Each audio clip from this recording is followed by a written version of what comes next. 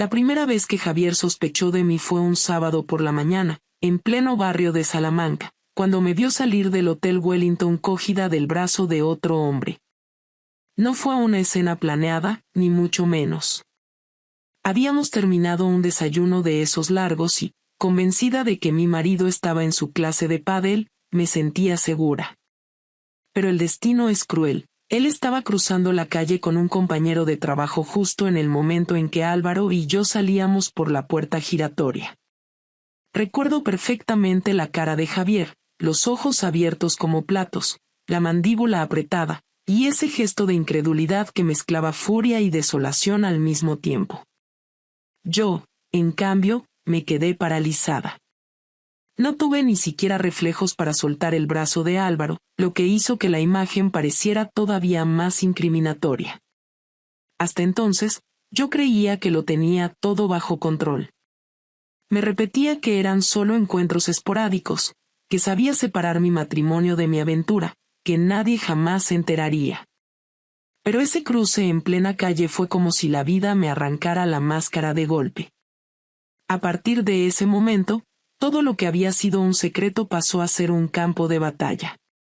Javier no dijo nada en ese mismo instante frente al hotel. Se limitó a mirarme, dar media vuelta y seguir andando con el compañero de trabajo que lo acompañaba. Yo sentí como la sangre me hervía por dentro, no de rabia, sino de miedo, porque entendí que aquello no podía pasar inadvertido. Álvaro me preguntó si quería que fuéramos a algún sitio para hablar, pero solo conseguí murmurar que necesitaba volver a casa cuanto antes. Sabía que esa misma noche iba a tener que enfrentarme a lo inevitable.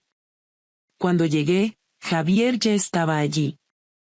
Me sorprendió que no me gritara, que no me lanzara preguntas inmediatas. Estaba sentado en la mesa del comedor, con la chaqueta aún puesta y los codos apoyados, dándole vueltas a un vaso de agua que ni había probado. Me miró de arriba abajo como si estuviera viendo a una desconocida. Yo intenté fingir calma, dejar la bolsa en la encimera, preguntar si había comido, cualquier gesto que rompiera el silencio, pero su mirada me clavaba en el sitio. «¿Quién es?», preguntó por fin, con una voz seca que nunca antes le había escuchado. No respondí al instante, porque en mi cabeza se cruzaban decenas de opciones, desde inventar una mentira hasta fingir que era un compañero de trabajo con el que había coincidido de casualidad, pero Javier no apartaba los ojos de mí, esperando, y entendí que no había espacio para evasivas. «Es Álvaro, un compañero de la gestoría», contesté finalmente. Él sonrió con ironía, una sonrisa que me dolió más que cualquier insulto. «Un compañero. ¿Y sales con él de un hotel en plena mañana de sábado? ¿De verdad piensas que soy idiota?». Intenté acercarme, pero levantó la mano para que me detuviera. «No te acerques, Clara. Quiero escuchar la verdad, no quiero excusas, no quiero rodeos. Quiero que me digas qué coño está pasando». Me temblaban las piernas. No estaba preparada para que todo estallara tan rápido. Había imaginado conversaciones hipotéticas en las que yo tendría tiempo para justificarme, para hablar de la rutina, del desgaste, del vacío que sentía. Pero allí, frente a su mirada de acero, cualquier argumento sonaba patético incluso antes de pronunciarlo. «Ha pasado lo que parece», dije bajando la voz, esperando que mi sinceridad aplacara al menos parte de su ira. El silencio que siguió fue insoportable. Javier apoyó la cabeza en sus manos y respiró profundamente.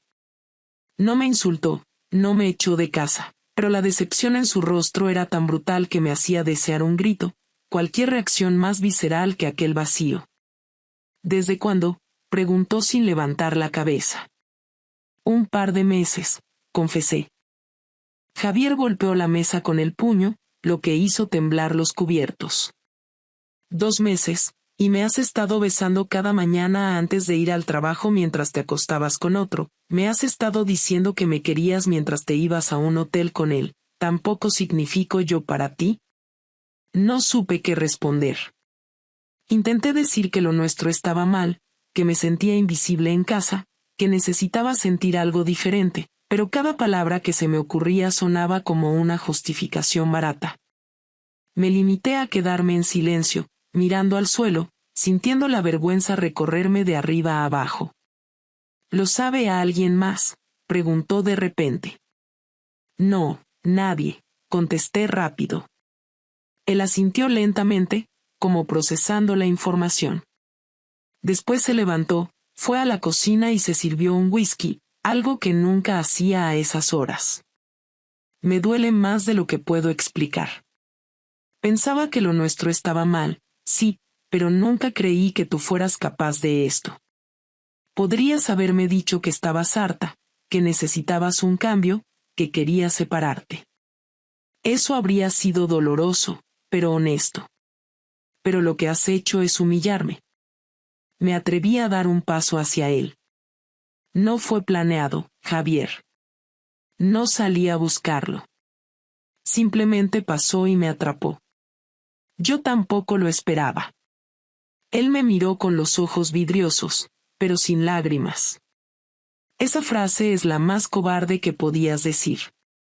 No fue que pasó sin más. Tú lo buscaste, Clara. Lo buscaste cada vez que le escribiste un mensaje, cada vez que aceptaste una cita, cada vez que entraste en ese hotel. No lo pintes como un accidente. El resto de la tarde transcurrió en un silencio asfixiante. Javier se encerró en el despacho, y yo me quedé sentada en el sofá, con las manos heladas y la mente hecha un caos. El descubrimiento ya era real, ya no había vuelta atrás, y lo peor era que no sabía qué haría él con esa verdad. Esa noche, cuando salió del despacho, parecía más sereno, pero no por eso menos distante. Se acercó y me dijo en un tono gélido, quiero que sepas que ya no confío en ti. No sé aún qué voy a hacer, pero de momento necesito que duermas en el cuarto de invitados. No soporto tenerte al lado. No protesté. Acepté la sentencia como lo que era, el principio de un castigo que apenas comenzaba. Me encerré en la habitación, me tumbé en la cama sin quitarme la ropa y pasé horas mirando al techo, escuchando cada ruido de la casa, sabiendo que el descubrimiento de Javier era apenas la primera fase de un huracán que estaba a punto de arrasarlo todo. Pasaron 2 días en los que apenas cruzamos palabra. Yo intentaba acercarme con frases neutras, preguntando si quería café o si necesitaba que le planchara alguna camisa, pero él respondía con monosílabos y se encerraba de nuevo en su despacho. El silencio era peor que un grito, porque cada minuto sentía como el muro entre nosotros se hacía más alto. La noche del tercer día ya no aguanté más. Toqué la puerta del despacho y cuando me respondió con un que seco, entré. Javier estaba frente al ordenador, pero no escribía nada, solo tenía la pantalla encendida como excusa para no mirarme. Necesitamos hablar, dije con un hilo de voz que sonó más débil de lo que pretendía. Habla tú, contestó sin levantar la vista. Sé que lo que hice está mal, no voy a negarlo. Pero quiero que entiendas cómo llegamos hasta aquí. Llevábamos meses sin tocarnos, sin mirarnos, sin sentirnos cerca. Yo me sentía invisible en casa, como si solo compartiéramos facturas y horarios. Cuando apareció Álvaro, me hizo sentir viva, me hizo sentir que alguien me veía. Javier cerró de golpe la tapa del portátil y me miró por primera vez en días. Su mirada era dura, cortante, y su voz sonó contenida, como si estuviera luchando por no gritar. ¿Y eso justifica que me traiciones? ¿Eso justifica que me dejes como un idiota delante de un hotel con un compañero de trabajo del que jamás me hablaste? ¿Eso justifica que conviertas 12 años de matrimonio en una mentira? Intenté acercarme, pero él se puso de pie, lo que me obligó a retroceder un paso. No, no lo justifica. Solo intento explicarlo. Yo también estaba perdida. No buscaba destruir lo nuestro, Javier. Fue un error que se salió de control. Él se rió, pero era una risa amarga, sin rastro de humor. Un error es dejar la leche fuera de la nevera. Lo tuyo no es un error, es una cadena de decisiones conscientes. Nadie te obligó a escribirle, nadie te obligó a quedar con él, nadie te obligó a entrar en un hotel. Lo llamas error porque no quieres asumir que elegiste hacerlo. Yo apretaba las manos contra el cuerpo, sintiendo que cualquier cosa que dijera iba a empeorar su furia. Te juro que pensé en parar muchas veces. Me decía que estaba mal, que te estaba fallando, pero cada vez que me sentía ignorada en casa me convencía de que solo era una manera de compensar lo que me faltaba contigo. Javier golpeó la mesa con la palma de la mano, esta vez con tanta fuerza que un bolígrafo rodó hasta el suelo. ¿Compensar? ¿Me estás diciendo que acostarte con otro era una compensación porque no te llevé al cine o porque no te dije buenos días como querías? No, Clara, eso es insultarme. Podías haber hablado, podías haberme dicho que estabas harta, que necesitabas más. Pero preferiste callar y buscar lo que te faltaba en otro. ¿Sabes lo que siento yo ahora? Asco, rabia y una humillación que no me cabe en el cuerpo. Las lágrimas me escurrían por la cara, pero no traté de ocultarlas. No quiero perderte, Javier. Te lo juro, no quiero que esto nos destruya. Podemos intentar arreglarlo, buscar ayuda, hablar con alguien. Estoy dispuesta a hacer lo que sea. Él se acercó hasta quedar a 1 metro de mí, con los puños cerrados y los ojos enrojecidos. Lo que sea hubiera sido no hacerlo. Lo que sea hubiera sido pensar en mí antes de abrirte de piernas con otro. ¿De verdad crees que ahora podemos ir a contarle a un terapeuta que llevas meses mintiéndome y que con un par de sesiones vamos a volver a ser la pareja ejemplar que aparentábamos ser? Estás loca si piensas que eso funciona así. Yo aún te quiero, murmuré, aunque sonaba hueco incluso para mí. Javier bufó. Tú no sabes lo que significa querer. Querer es estar en las malas, es hablar, es enfrentar los problemas. Lo tuyo es puro egoísmo disfrazado de carencia. Tú querías emoción, querías sentirte deseada, y en lugar de mirarme a mí, miraste al primero que te sonrió distinto en la oficina. Eso no es amor, eso es vacío. No supe qué responder, porque en el fondo sabía que tenía razón. Si me das una oportunidad, puedo demostrarte que quiero salvar lo nuestro. No voy a volver a verlo. Puedo dejar el trabajo, puedo cortar todo de raíz. Te lo prometo.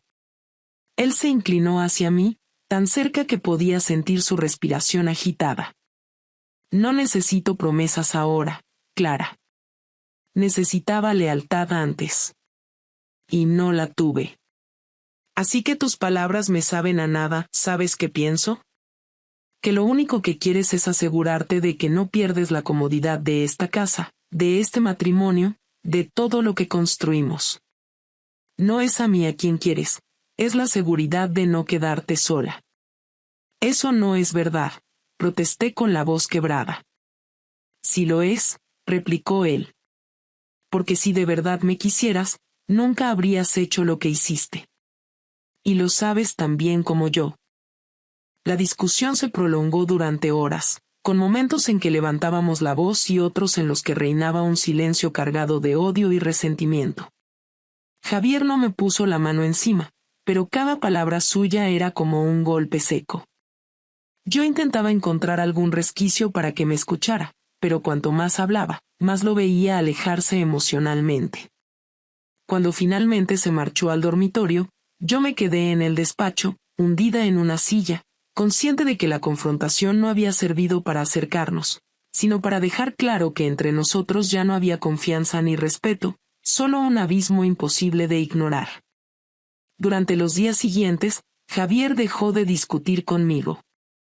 No hubo más reproches directos ni escenas de gritos, lo que al principio interpreté como un respiro, pero en realidad era la calma de alguien que está preparando algo detrás de mi espalda.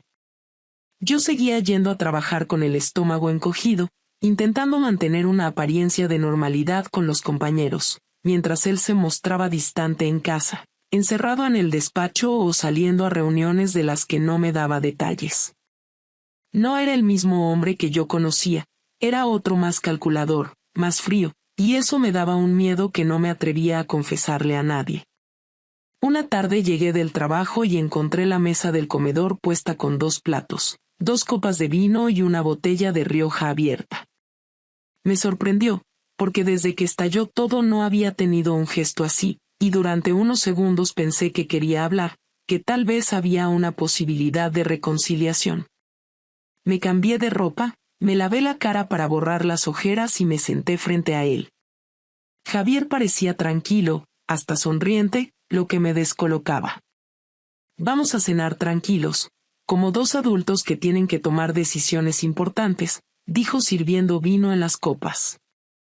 Asentí, aunque tenía un nudo en la garganta.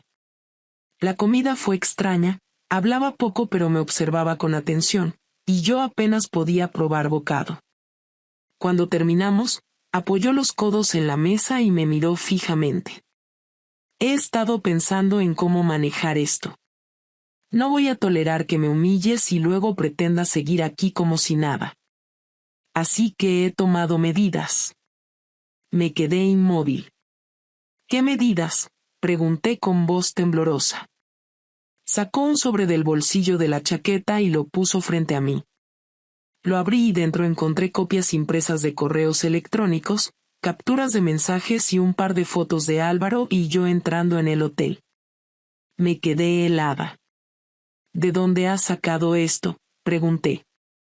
Contraté a un detective privado hace semanas, cuando empecé a sospechar que algo iba mal.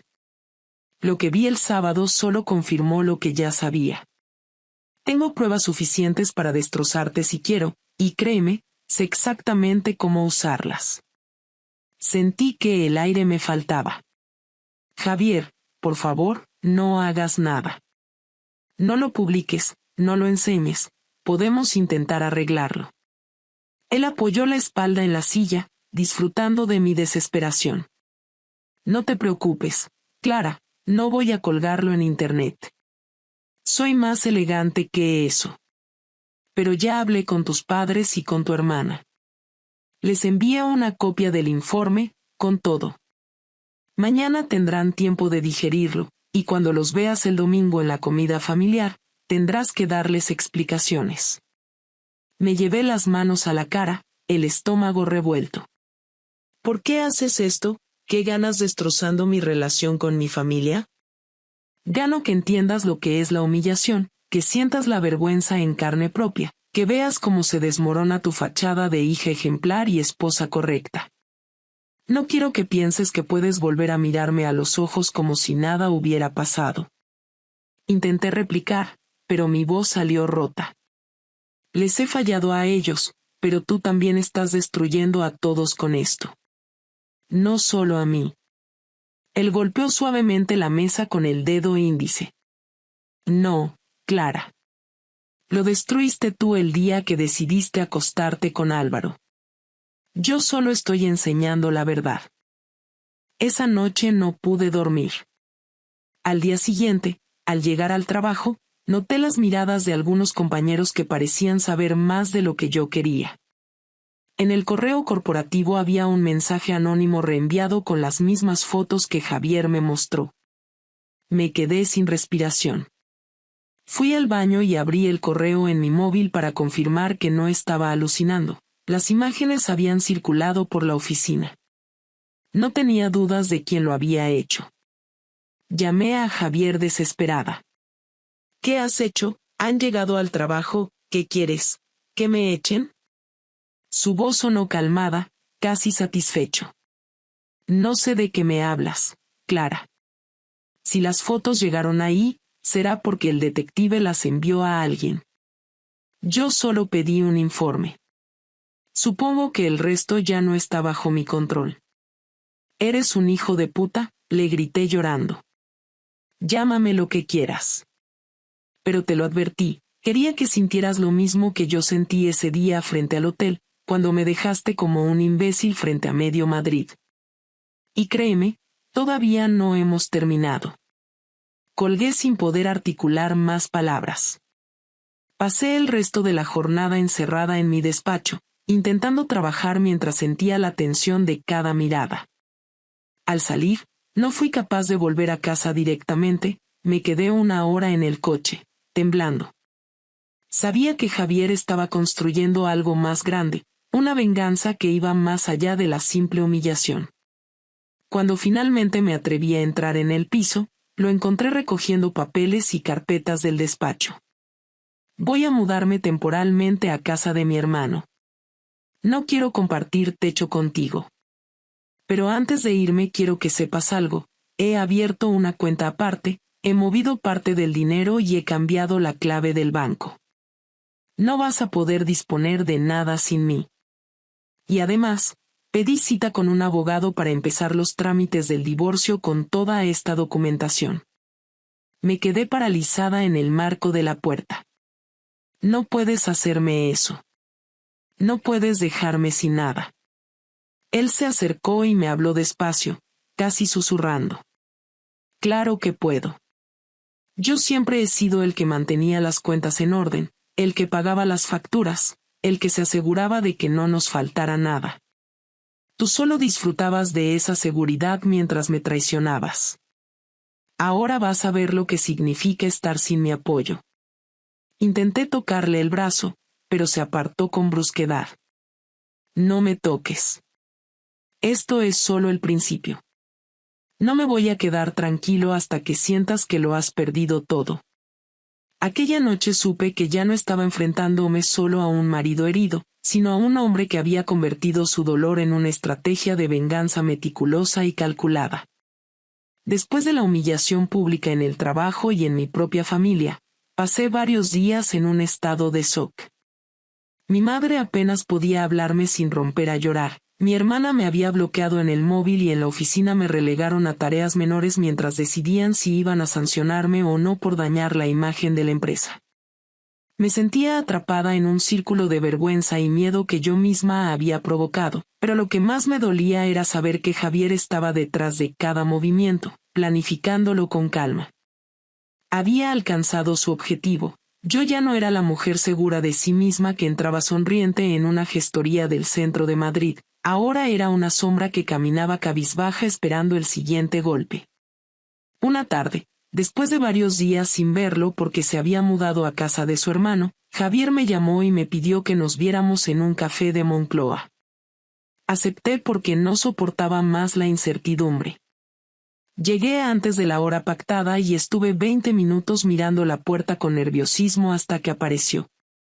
Vestía con traje, perfectamente arreglado, como si saliera de una reunión de negocios. Se sentó frente a mí, pidió un café solo y me miró con calma, lo que me inquietaba todavía más. Tenemos que hablar de cómo terminamos esto, dijo sin rodeos. Yo respiré hondo. No quiero terminar, Javier.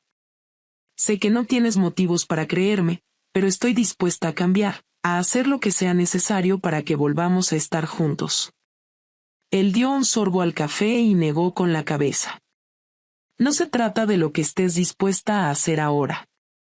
Se trata de lo que hiciste cuando aún había tiempo de hablarlo y elegiste no hacerlo. Tú decidiste que era más fácil buscar a otro que enfrentarte a mí. Ese es el problema, no tu disposición actual. Me incliné hacia adelante, con las manos entrelazadas para no temblar. Lo entiendo, lo acepto, pero también sé que no quiero perder todo lo que hemos construido.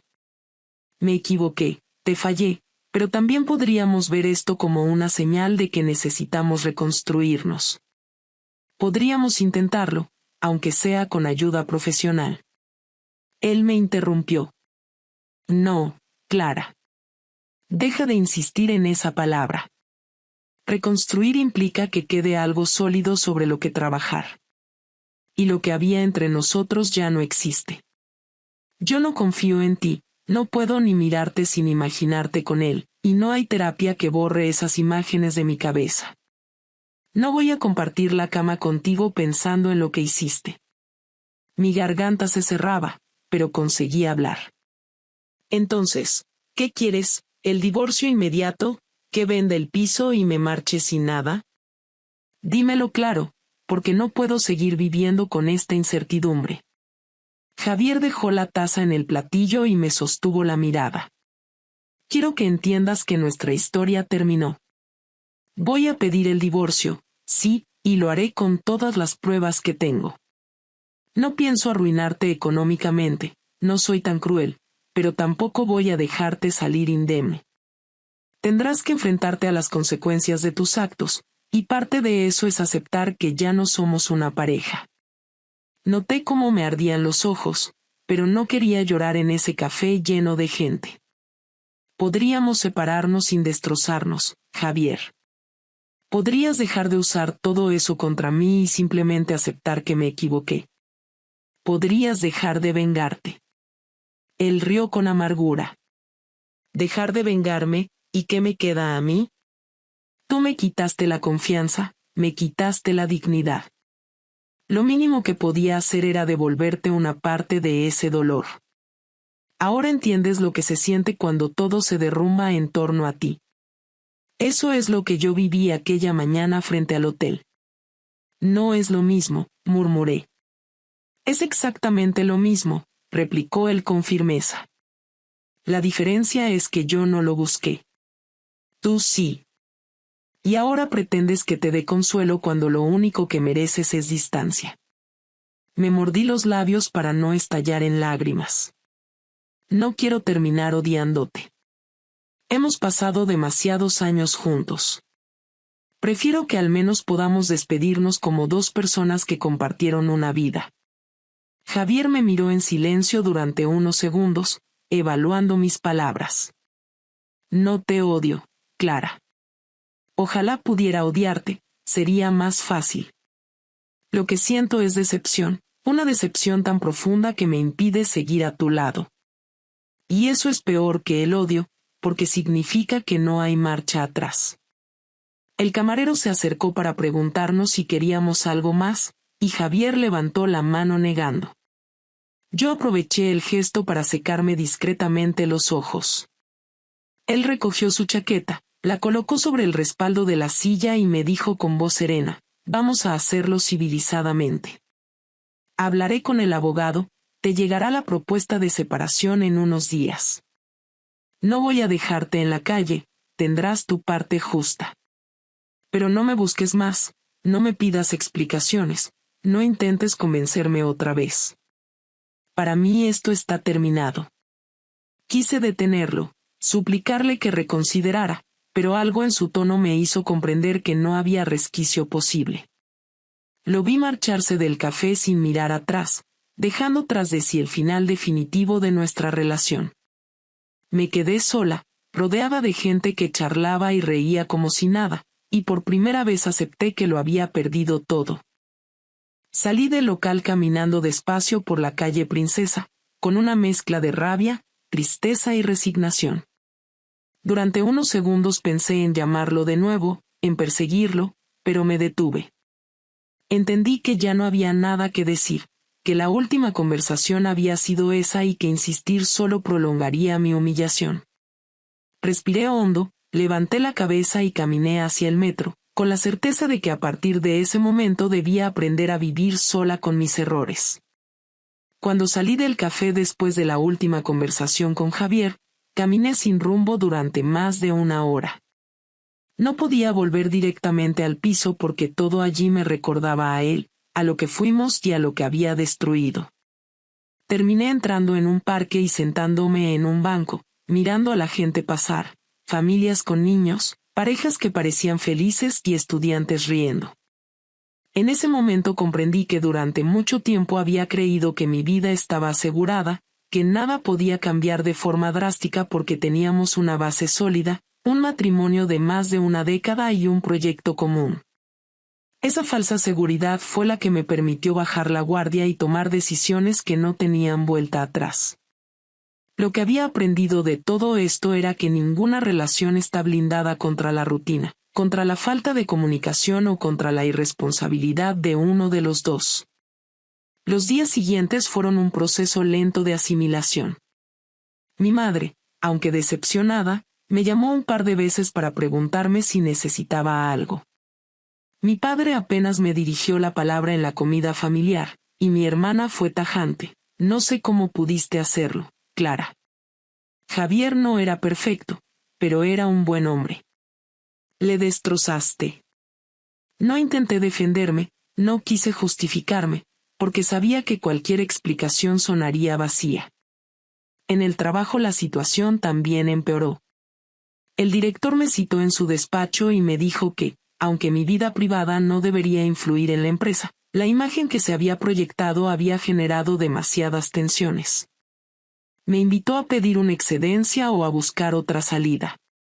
Salí de la oficina con un sobre en la mano y la certeza de que estaba perdiendo todas mis estructuras al mismo tiempo. Las noches eran lo peor. Intentaba dormir, pero el silencio del piso me pesaba demasiado. Me movía de un lado a otro en la cama vacía, recordando las discusiones, los reproches, pero también las risas que compartimos durante tantos años. Pensaba en las vacaciones en la costa, en las cenas improvisadas, en las pequeñas rutinas que parecían insignificantes pero que ahora echaba de menos con una punzada insoportable. La nostalgia no servía para nada, pero era imposible evitarla. La aceptación vino de golpe una madrugada en la que me levanté y me vi en el espejo del baño. Estaba demacrada, con los ojos hundidos y la piel apagada.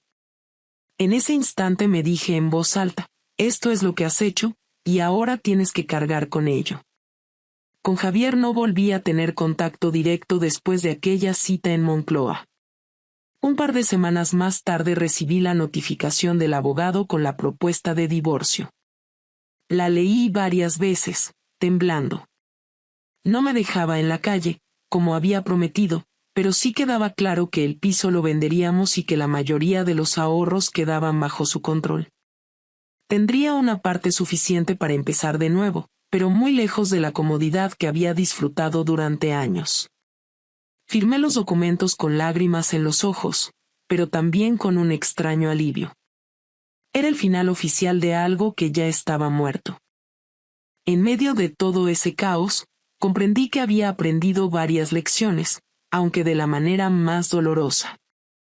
La primera era que el silencio en una pareja es más destructivo que cualquier pelea. Yo había dejado de hablar con Javier de lo que sentía, había guardado mis frustraciones y mis carencias hasta que explotaron de la peor forma. Si en algún momento hubiera tenido el valor de sentarme con él y decirle claramente que me sentía sola, que necesitaba atención, quizá no habríamos llegado hasta allí. La segunda lección era que los errores tienen consecuencias reales, no solo morales. Mi aventura con Álvaro no fue un simple desliz, fue una cadena de decisiones conscientes que arruinaron mi matrimonio, mi familia y mi trabajo. La tercera lección fue que la venganza puede ser tan devastadora como la traición. Javier eligió destruirme con precisión, y aunque yo fui la causante inicial, él se aseguró de que no me quedara ninguna ilusión de impunidad. Hubo un momento en el que pensé en llamar a Álvaro, en buscar consuelo en la única persona que había estado en esa historia conmigo, pero desistí. Él nunca me prometió nada, nunca me habló de futuro. Era evidente que para él también había sido solo un escape temporal. Me limité a borrar su número y cortar cualquier contacto. No quería arrastrar más errores a mi vida. Un mes después de la separación, decidí mudarme de barrio. No soportaba seguir cruzándome con los mismos vecinos que me miraban con lástima o con desprecio. Alquilé un pequeño estudio en Carabanchel, modesto pero suficiente para mí sola. Allí empecé a reconstruir, no una relación, sino mi independencia. Compraba solo lo necesario, cocinaba para una sola persona y pasaba muchas horas pensando en lo que quería hacer con el resto de mi vida. Acepté que Javier nunca volvería. No me debía segundas oportunidades, y yo no tenía derecho a pedírselas. Lo único que podía hacer era asumir mi culpa, aprender de ella y seguir adelante. No buscaba redención, solo un nuevo comienzo. El dolor seguía ahí, pero empezaba a convertirse en un recordatorio de que había cruzado una línea de la que no se vuelve. Si alguien me preguntara ahora que aprendí de todo, respondería sin dudar que lo peor no es perder a una pareja. Lo peor es perder la confianza de todos los que te rodean y quedarte con la imagen de ti misma como alguien que no supo valorar lo que tenía. Esa es la verdadera condena.